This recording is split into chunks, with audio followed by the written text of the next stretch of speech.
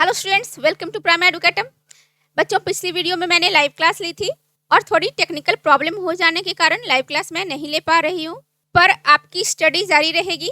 बच्चों, प्राइम एडुकेटम ने उत्साह बैच शुरू किया है आप 10th के बच्चों के लिए। तो मैं चाहूंगी कि मैक्सिमम बच्चे इस बैच को जल्द से जल्द ज्वाइन कर लें, ताकि जो भी मैं स्टडी करवा रही हूँ उसका फायदा आप सभी बच्चों को मिले। बच्चों, उत्साह बैच के लिए जो मैं कंटेंट लेकर आई हूँ वह न सिर्फ एनसीईआरटी और सीबीएसई के लिए है, बल्कि जितने भी स्टेट बोर्ड्स के स्टूडेंट हैं सभी बच्चों के लिए यह कंटेंट है और यह सभी बोर्ड्स के बच्चों के लिए हेल्पफुल रहेगी, क्योंकि मैंने सभी बोर्ड्स के सिलेबस को ध्यान में रखते हुए आपके लिए कंटेंट तैयार किया है। तो बच्चों, पिछली वीडियो में मैंने फोटोसिंथेसिस स्टार्ट की थी। फोटोसिंथेसिस की स्टडी के दौरान हम लोगों ने डेफिनेशन जान लिया। तो बच्चों, डेफिनेशन में हम लोगों ने जान लिया कि किस प्रकार से ग्रीन प्लांट सनलाइट और क्लोरोफिल के प्रेजेंस में CO2 और H2O को यूटिलाइज करके अपने लिए फूड सिंथेसाइज करते हैं, यानी ग्लूकोज की फॉर्मेशन करते हैं। उसके बाद हम लोगों ने फोटोसिंथेसिस की साइट के बारे में जाना कि फोटोसिंथेसिस की साइट कौन सी है। क्लोरोप्लास्ट।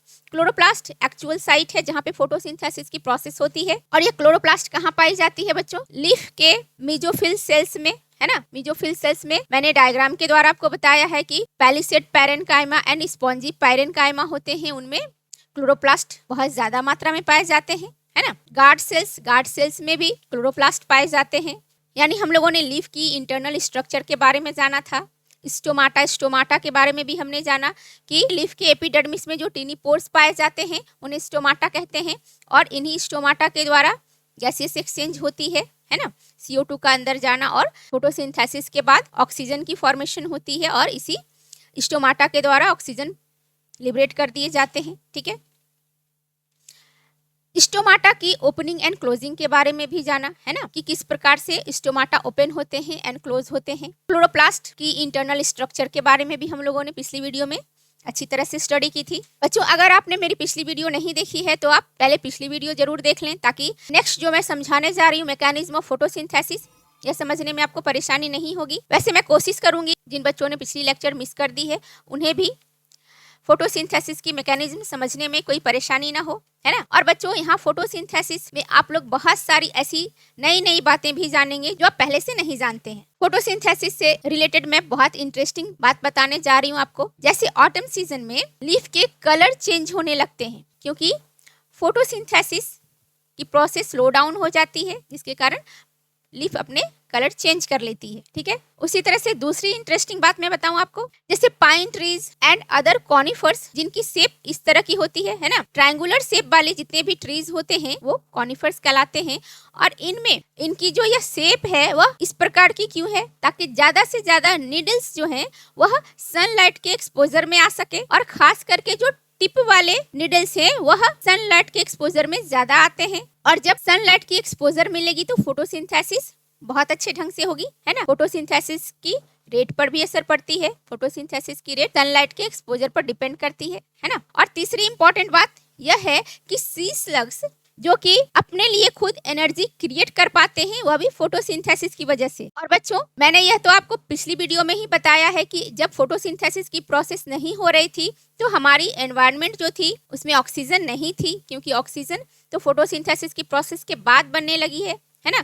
तो हमारी एनवायरनमेंट किस प्रकार की थी? रिड्यूसिंग टाइप की थी, और यह बहुत इंपॉर्टेंट है बच्चों। MCQs में इस तरह के क्वेश्चन पूछे जाते हैं, ठीक है। तो चलिए स्टार्ट करती हूँ मैं आज का सेशन, और हम लोग जानते हैं मैकेनिज्म ऑफ फोटोसिंथेसिस के बारे में। बच्चों, फोटोसिंथेसिस की मैकेनिज्म में 2 स्टेप्स होती है। फर्स्ट है लाइट रिएक्शन एंड सेकेंड है डार्क रिएक्शन। तो फर्स्ट है लाइट रिएक्शन एंड सेकेंड है डार्क रिएक्शन, और सेकेंड है डार्क रिएक्शन। इन्हीं 2 स्टेप्स के द्वारा फोटोसिंथेसिस की प्रोसेस होती है ना। लाइट रिएक्शन को बच्चों हील रिएक्शन भी कहते हैं। इसे क्या कहते हैं? हील रिएक्शन भी कहते हैं। लाइट रिएक्शन का दूसरा नाम हील रिएक्शन है, और डार्क रिएक्शन का दूसरा नाम कैल्विन साइकिल रिएक्शन है। Calvin cycle reaction. इसे और क्या कहते हैं? इसे ब्लैकमैन रिएक्शन भी कहते हैं। इसे और क्या कहते हैं? ब्लैकमैन्स रिएक्शन भी कहते हैं। नाम आप जरूर याद रखना, ठीक है। इसे और क्या कहते हैं?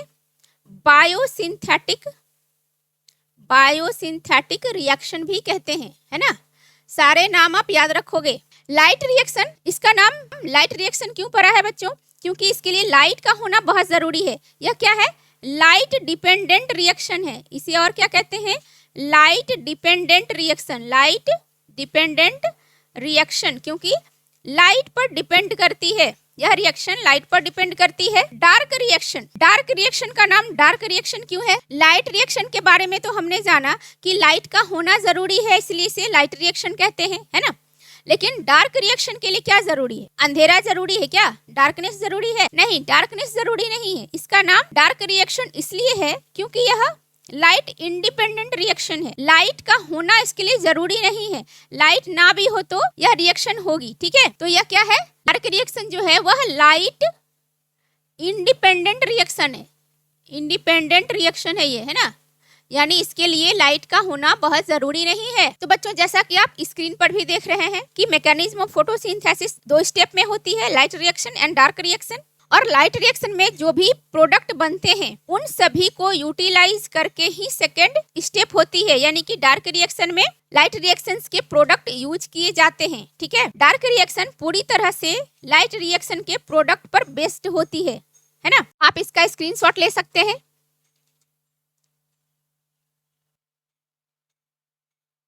तो बच्चों, सबसे पहले लाइट रिएक्शन के बारे में जानेंगे। स्टेप्स ऑफ लाइट रिएक्शन जान लेते हैं कि लाइट रिएक्शन में कौन कौन सी स्टेप्स होती है, ठीक है। Steps of light reaction, light reaction में कौन कौन से स्टेप्स शामिल होते हैं, है ना। तो सबसे पहले है activation of chlorophyll. Activation of chlorophyll.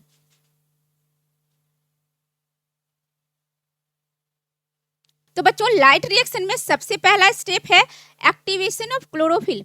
Chloroplast के अंदर क्लोरोफिल पाई जाती है ना। देखो बच्चों, क्लोरोप्लास्ट के अंदर, बच्चों यह क्लोरोप्लास्ट है, यह क्लोरोप्लास्ट की स्ट्रक्चर है ना। क्लोरोप्लास्ट मैंने क्या बताया कि डबल मेम्ब्रेन स्ट्रक्चर होती है। तो यह डबल मेम्ब्रेन स्ट्रक्चर बन गई, है ना। तो यह क्या है बच्चों? क्लोरोप्लास्ट है ना। क्लोरोप्लास्ट के अंदर मैंने बताया था कि इस तरह से थाइलाक्वाइड्स होते हैं, है ना। और थाइलाक्वाइड्स एक के ऊपर एक अरेंज होते हैं, है ना, इस तरह से। और इसे क्या कहते हैं? इस समूह को ग्राना कहते हैं। तो सिंगल को क्या कहते हैं? थाइलाक्वाइड्स कहते हैं, है ना। यह है थाइलाक्वाइड्स। तो थाइलाक्वाइड्स में क्या है कि क्लोरोफिल प्रेजेंट होते हैं, है ना। थाइलाक्वाइड्स में क्लोरोफिल प्रेजेंट होते हैं और इस पूरे समूह को ग्रेना कहते हैं। इस पूरे समूह को ग्रेनम कहते हैं, सिंगल को। और इस तरह की बहुत सारी स्ट्रक्चर होती है क्लोरोप्लास्ट में। तो प्लूरल को क्या कहेंगे? ग्रेना कहेंगे, है ना। तो यहाँ पर और क्या होते हैं बच्चों? क्लोरोप्लास्ट के अंदर इस तरह से मैट्रिक्स भरी रहती है ना। इसे क्या कहते हैं? मैट्रिक्स को स्ट्रोमा कहते हैं, है ना। इस मैट्रिक्स को स्ट्रोमा कहते हैं। तो क्लोरोफिल कहाँ प्रेजेंट है बच्चों? क्लोरोफिल थाइलाक्वाइड्स में प्रेजेंट है ना। और थाइलाक्वाइड्स कहाँ प्रेजेंट है? क्लोरोप्लास्ट के अंदर। यह पूरी संरचना क्लोरोप्लास्ट की है। क्लोरोप्लास्ट में थाइलाक्वाइड्स और थाइलाक्वाइड्स के अंदर क्लोरोफिल होते हैं। तो जैसे ही सनलाइट पड़ती है, जैसे मान लो यह है सन, यह क्या है बच्चों? सन है। तो सनलाइट जैसे ही पड़ती है वैसे ही क्लोरोफिल के जो इलेक्ट्रॉन्स होते हैं वह एक्साइट हो जाते हैं, है ना। सनलाइट के पड़ते ही, जैसे ही लाइट एनर्जी पड़ी, यह क्या है?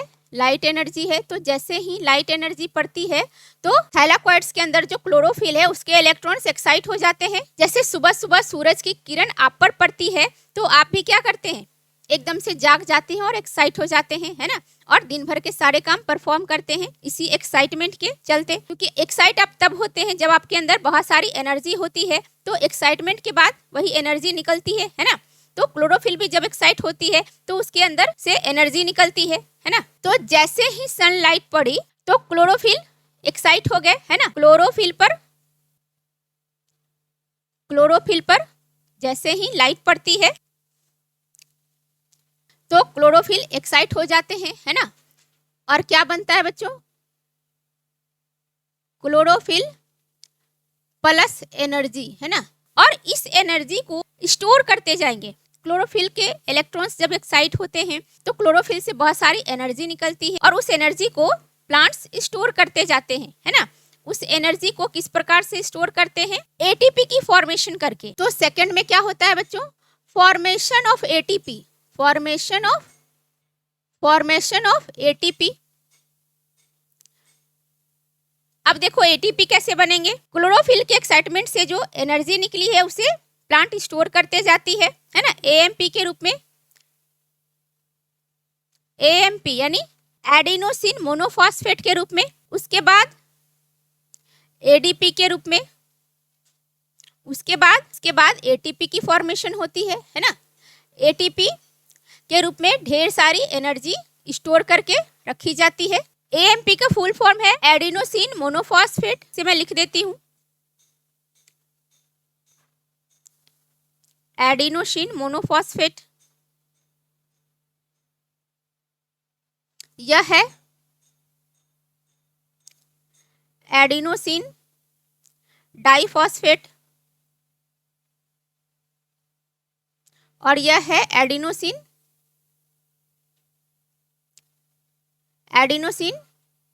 ट्राइफॉस्फेट, है ना। तो एडिनोसिन मोनोफॉस्फेट में सिंगल फॉस्फेट मॉलिक्यूल है, इसमें डबल फॉस्फेट है, जैसे इस तरह से इसकी बॉन्ड बनती है, डबल फॉस्फेट है और फॉस्फेट बॉन्ड एक ही है, ठीक है। यह एडीपी बहुत काम की नहीं है। एडीपी को एटीपी में कैसे कन्वर्ट करते हैं? यह है एटीपी, है ना। इसमें 3 फॉस्फेट नजर आ रहे हैं, इसलिए इसे क्या कहते हैं? Adenosine triphosphate. यहाँ पर देखो 2 एनर्जी बॉन्ड नजर आ रहे हैं। यह क्या है? यह एनर्जी बॉन्ड है, यह एनर्जी बॉन्ड है ना। तो अब आप यह जानना चाहोगे कि एटीपी में एनर्जी कहाँ है? 3 सिर्फ फॉस्फेट नजर आ रहे हैं, तो एनर्जी इस बॉन्ड में है। इस बॉन्ड में एनर्जी है। जब यह बॉन्ड ब्रेक होती है तो इससे एनर्जी रिलीज होती है। इस बॉन्ड में एनर्जी है ना। यह बॉन्ड जब टूटेगी तो एनर्जी रिलीज होगी। तो इस तरह से सेकंड स्टेप में क्या होता है बच्चों? Formation of ATP. अब एडीपी से एटीपी कैसे बन रही है बच्चों? इस एडीपी में, जैसे यह एडीपी है तो इसमें एक इनऑर्गेनिक फॉस्फेट जुड़ जाती है, तो क्या बनती है? एटीपी बनती है ना। यह एटीपी की फॉर्मेशन हो गई, है ना। एटीपी की फॉर्मेशन हो रही है, तो आपने यह जान लिया कि किस प्रकार से एडीपी से एटीपी की फॉर्मेशन होती है ना। इसे आप जरूर याद रखेंगे। और यह जो एडीपी है और इनऑर्गेनिक फॉस्फेट है, यह कहाँ से मिलेंगे? यह स्ट्रोमा से मिलेंगे, है ना। यह थाइलाकोइड्स में कहाँ से आते हैं? स्ट्रोमा से आते हैं। तो बच्चों सेकंड स्टेप में क्या हुआ? क्लोरोफिल के एक्साइटमेंट से जो एनर्जी निकली थी उसे यूटिलाइज करके एडीपी से एटीपी की फॉर्मेशन हुई, है ना। थर्ड स्टेप में क्या है बच्चों? Photolysis of water, photolysis of water. तो लाइट रिएक्शन की थर्ड स्टेप हो गई photolysis of water. Photo means light, photo means light, lysis means breakdown. तो यहाँ पर टूट क्या रहा है बच्चों? वाटर, वाटर टूट रहा है लाइट के प्रेजेंस में, इसलिए से फोटोलिसिस ऑफ वाटर कहते हैं। थर्ड स्टेप में क्या होना है? वाटर को टूटना है। तो इस तरह से वाटर अंदर आती है ना। इस तरह से क्या है? वाटर अंदर आई ग्रैनम में, है ना। अब क्या है? ये वाटर टूटेगी। अब देखो किस प्रकार से टूटती है।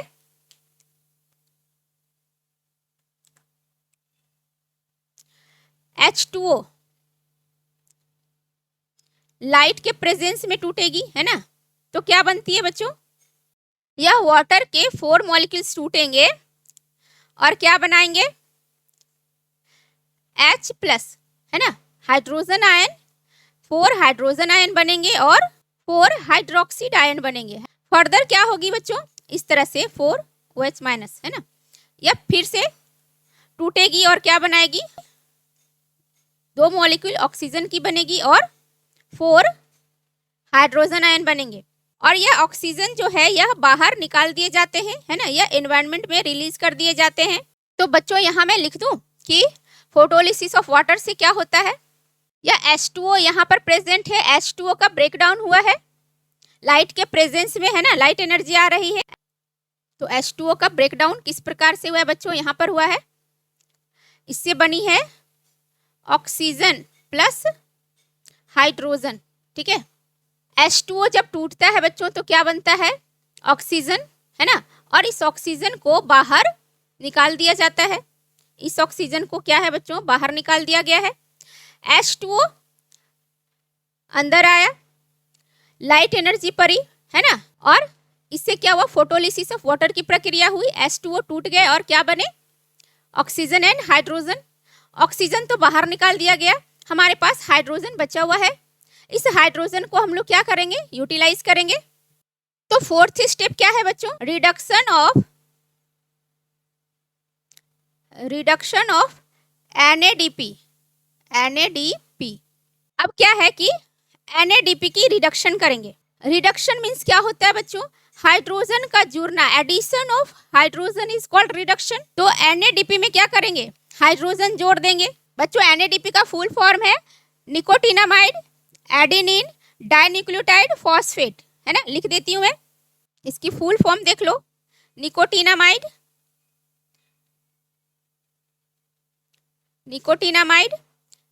A for adenine,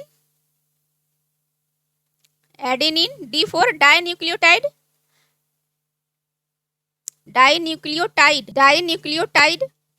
P for phosphate.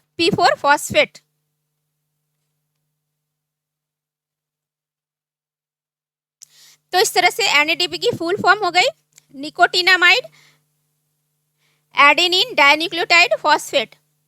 तो बच्चों क्या करना है, इस NADP को रिड्यूस करना है। तो इसके लिए क्या करेंगे हम लोग, 2 NADP के 2 मॉलिक्यूल्स लेंगे, प्लस यहाँ पर हमारे पास हाइड्रोजन है, एडिशन ऑफ हाइड्रोजन जरूरी है, हाइड्रोजन को ऐड करेंगे तभी तो यह NADP रिड्यूस होगी, है ना। और इसके लिए एनर्जी की जरूरत पड़ती है बच्चों, तो एनर्जी भी लेंगे। अब देखो, क्लोरोफिल के एक्साइटमेंट के बाद क्लोरोफिल एक्साइट हुआ था तो बहुत सारी एनर्जी रिलीज हुई थी, है ना। तो बच्चों इस एनर्जी को कुछ तो यहाँ पर यूटिलाइज कर लिया गया फॉर्मेशन ऑफ ATP में, है ना, AMP से ADP बने, ADP से ATP बने, तो कुछ इस एनर्जी को यहाँ पर यूटिलाइज कर लिया गया है। प्लांट के पास कुछ एनर्जी बची हुई है तो उसे क्या किया जाएगा, उसे NADP को रिड्यूस करने में लगा दिया जाएगा, ठीक है। तो इस प्रकार से NADP को क्या करते हैं, रिड्यूस करते हैं। NADP में एडिशन ऑफ हाइड्रोजन करेंगे और कुछ एनर्जी लगेगी, ठीक है। तो कुछ एनर्जी लगाएंगे तो क्या बनेगी, 2 NADPH, है ना। NADP रिड्यूस होकर क्या बनती है, NADPH, H ऐड हो गया है, मतलब यह रिड्यूस्ड फॉर्म है ना। जब NADPH रिड्यूस्ड फॉर्म है बच्चों तो इसमें बहुत सारी एनर्जी होगी, है ना। तो बच्चों लाइट रिएक्शन में क्या देखा आपने कि लाइट एनर्जी कन्वर्ट हो गई है केमिकल एनर्जी में, और किस फॉर्म में कन्वर्ट हुई है, ATP के फॉर्म में एंड NADPH के फॉर्म में, ठीक है। तो यह सारे हो गए लाइट रिएक्शन के स्टेप्स। तो फोटोसिंथेसिस की स्टेप 1 कंप्लीट हो गई है ना। लाइट रिएक्शन कंप्लीट हो गई। लाइट रिएक्शन में क्या क्या हुआ बच्चों, क्लोरोफिल एक्साइट हुए, है ना, और एक्साइटमेंट के बाद इसने एनर्जी रिलीज की, उस एनर्जी को प्लांट ने यूटिलाइज किया ATP के फॉर्मेशन में, है ना, और NADPH के फॉर्मेशन में, ठीक है। तो यहाँ पर क्या हुआ बच्चों, लाइट एनर्जी केमिकल एनर्जी में कन्वर्ट हो गई, है ना, किस फॉर्म में, ATP एंड NADPH के फॉर्म में, ठीक है। उसके बाद फोटोलाइसिस ऑफ वाटर भी हुई, है ना। फोटोलाइसिस ऑफ वाटर में हमने क्या देखा कि वाटर मॉलिक्यूल्स टूट गए लाइट के प्रेजेंस में, और इसने क्या बनाया, ऑक्सीजन बनाया और हाइड्रोजन बनाया। ऑक्सीजन तो एनवायरनमेंट में रिलीज कर दी गई और हाइड्रोजन को यूटिलाइज किया गया NADP के रिडक्शन में, ठीक है। उसके बाद डार्क रिएक्शन स्टार्ट होता है बच्चों। डार्क रिएक्शन पूरी तरह से लाइट रिएक्शन के प्रोडक्ट पर बेस्ड है। लाइट रिएक्शन में क्या क्या बना है बच्चों, ATP की फॉर्मेशन हुई है ना, ATP की फॉर्मेशन हुई है एंड NADPH की फॉर्मेशन हुई है। तो आप इसका स्क्रीनशॉट ले सकते हैं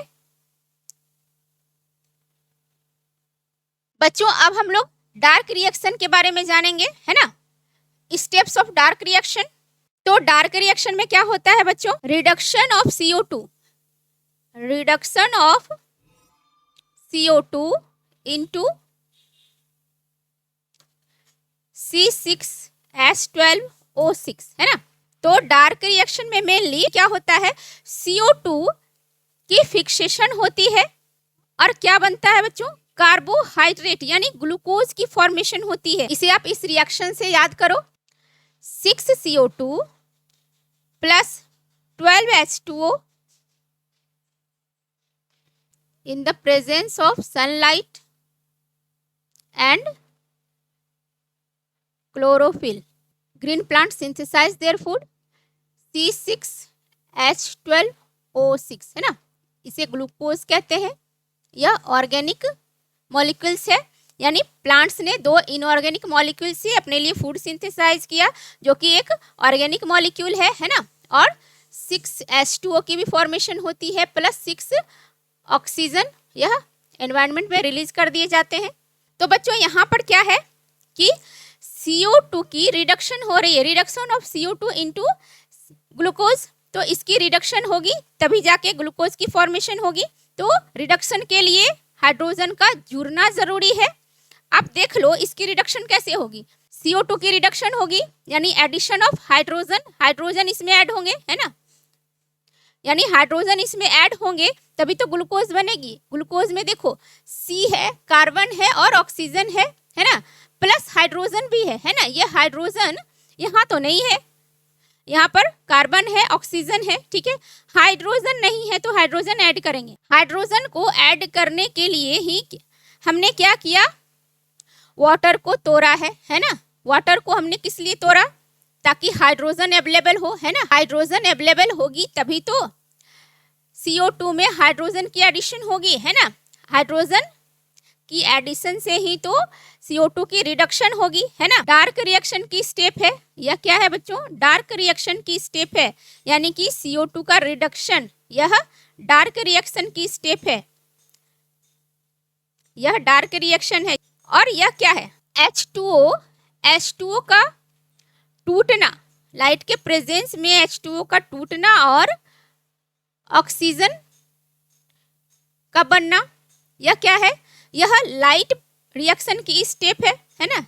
यह लाइट रिएक्शन में हमने देखा कि सनलाइट के प्रेजेंस में वाटर मॉलिक्यूल्स टूट रहे थे, है ना, और हाइड्रोजन भी बनते हैं, है ना। H2O के टूटने से ऑक्सीजन बनी और हाइड्रोजन भी बनी, इसी हाइड्रोजन को हमने यूज किया और CO2 का रिडक्शन कर दिया, ठीक है। तो बच्चों अब सेकेंड स्टेप पर आते हैं कि सेकेंड स्टेप में एक्चुअली क्या क्या होता है। सेकेंड स्टेप यानी डार्क रिएक्शन की स्टेप मैंने यहाँ से आपको समझा दी है।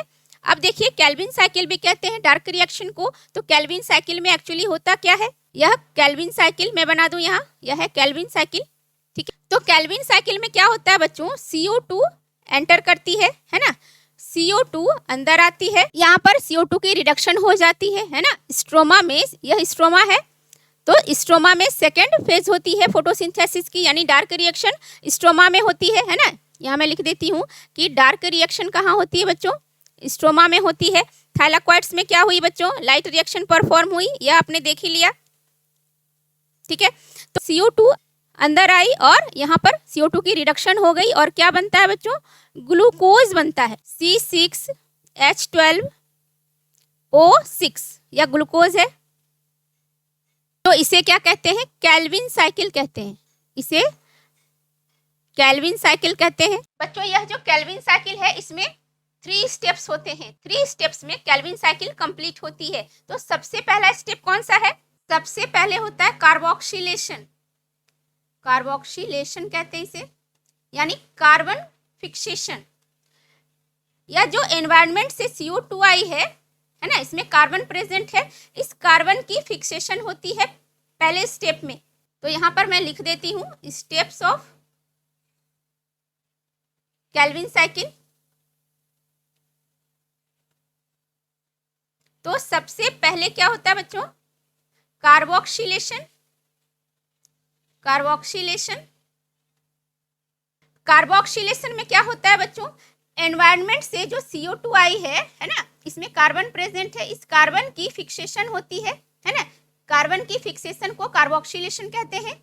यह केल्विन साइकिल जो है यह स्ट्रोमा में हो रही है और स्ट्रोमा में जो भी प्रोसेस होती है सब एंजाइम के इन्फ्लुएंस में होती है। स्ट्रोमा में एंजाइम्स प्रेजेंट होते हैं स्ट्रोमा में क्या है बच्चों, एंजाइम्स है ना।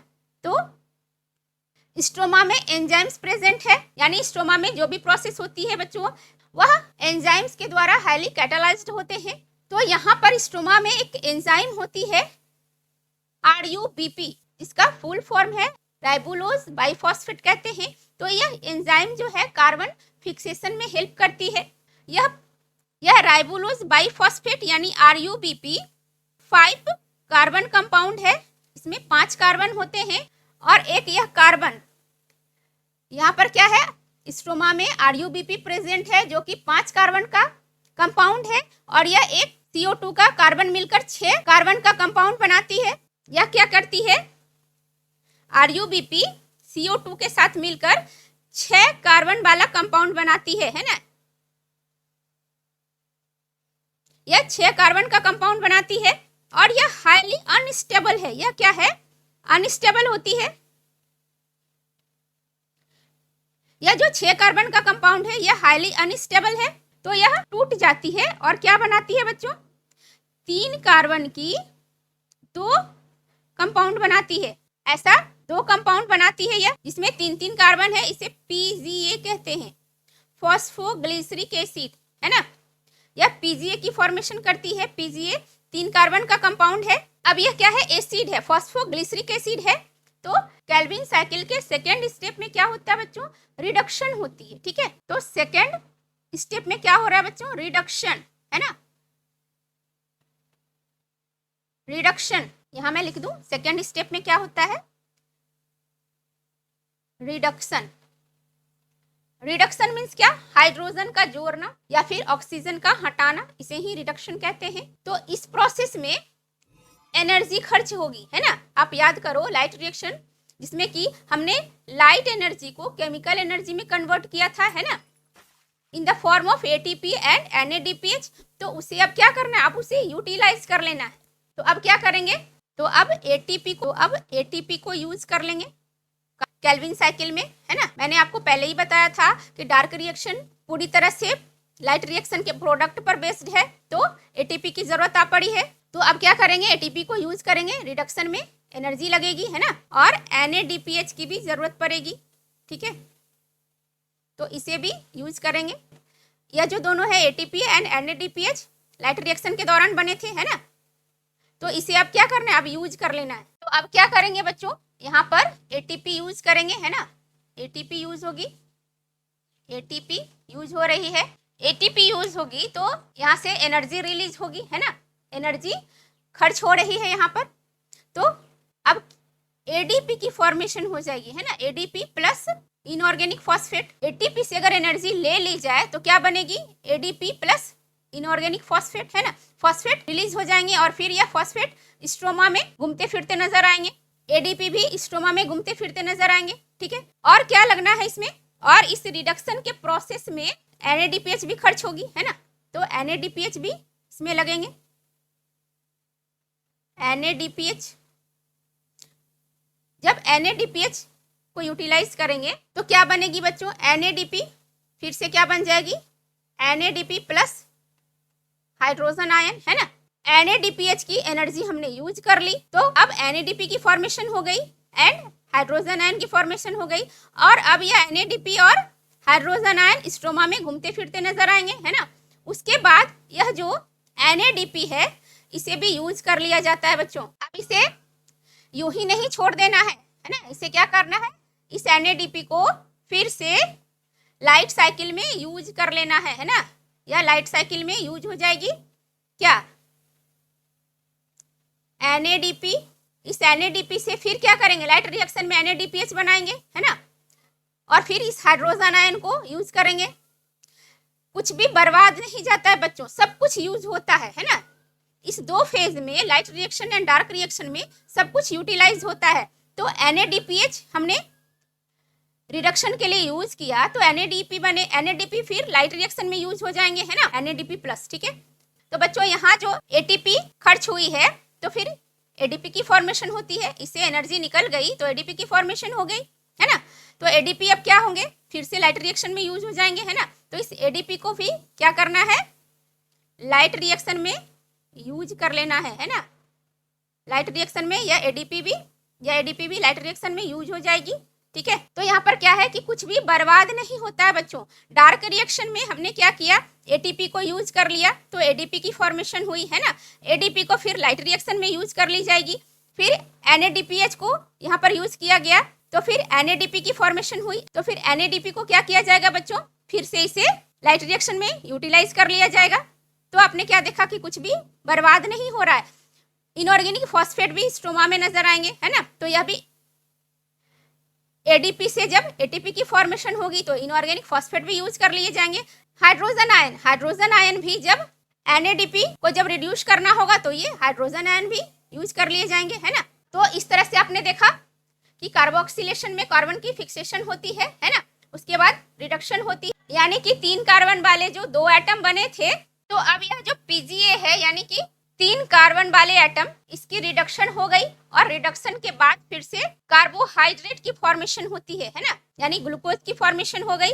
इससे क्या है बच्चों, आगे चल के ग्लूकोज यानी कि शुगर की फॉर्मेशन होती है, शुगर यानी कि ग्लूकोज की फॉर्मेशन होती है ना।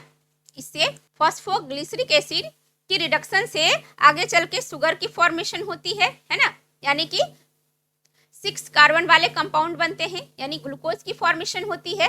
उसके बाद क्या होता है बच्चों, थर्ड स्टेप केल्विन साइकिल की है। थर्ड स्टेप है रीजेनरेशन ऑफ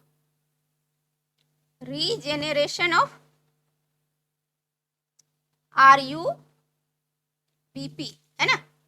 RUBP जो कि एक एंजाइम है, उसकी रीजेनरेशन होती है। तो केल्विन साइकिल की थर्ड स्टेप क्या हो गई बच्चों, रीजेनरेशन ऑफ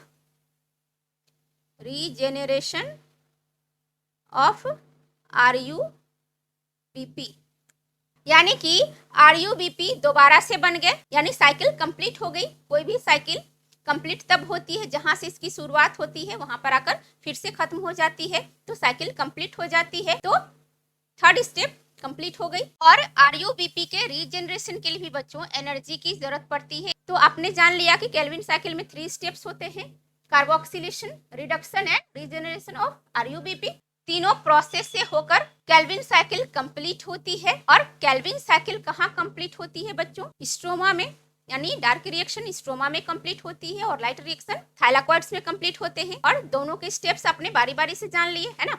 तो बच्चों केल्विन साइकिल में जो ग्लूकोज की फॉर्मेशन होती है वह बहुत सारे ग्लूकोज आपस में ज्वाइन करके स्टार्च की फॉर्मेशन करते हैं, और यह स्टार्च प्लांट्स स्टोर करके रखते हैं पोटैटो, स्वीट पोटैटो, राइस, मेज, शुगर केन एटसेट्रा में। ठीक है, तो बच्चों आपने बहुत सारी इंटरेस्टिंग बातें भी जान ली फोटोसिंथेसिस के मैकेनिज्म की स्टडी के दौरान। बच्चों अगर आपने अब तक मेरे चैनल को सब्सक्राइब नहीं किया है तो प्लीज मेरे चैनल को सब्सक्राइब करें, ज्यादा से ज्यादा दोस्तों के बीच, रिश्तेदारों के बीच वीडियो को शेयर करें, और वीडियो देखकर इस तरह से भागे नहीं बिना लाइक किए हुए। लाइक करना बहुत जरूरी है, आपके लाइक्स मेरे लिए बहुत इंपॉर्टेंट होते हैं। आपके लाइक्स जितने ज्यादा मिलेंगे उतने ज्यादा इन्फॉर्मेटिव वीडियोज में आपके लिए लेकर आऊंगी। तो बच्चों तब तक के लिए पढ़ो लिखो और लक्ष्य की प्राप्ति तक मत रुको। जय हिंद।